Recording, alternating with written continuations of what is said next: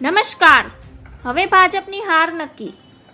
ભાજપની બે વાતમાં બખોડો થયો હોય તેવું આ પરથી લાગે છે. એક વાત એ કે એક હોદ્દાની અને બીજે એ કે ભાજપના સહકારી માળખામાં મેન્ડેટ શબ્દના લીરે લીરા ઉડી ગયા કહીએ તો જરા અતિશયોક્તિ નહીં કહેવાય.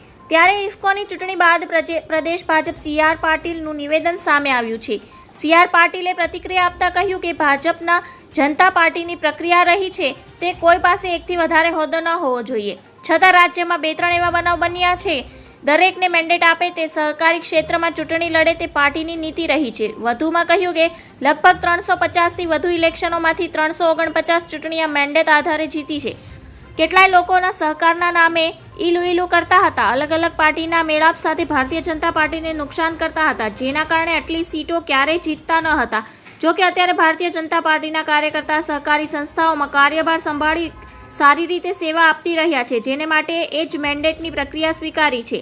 એકંદરે ઇફકોમાં સૌરાષ્ટ્રના મતદારોનો દબદબો રહેતો હોય છે અને ત્યારે જયેશ રાદડિયાએ સૌરાષ્ટ્રના મતદારોને તરફેણમાં વાળવામાં સરળ રહ્યા છે. ધન્યવાદ. જય હિન્દ.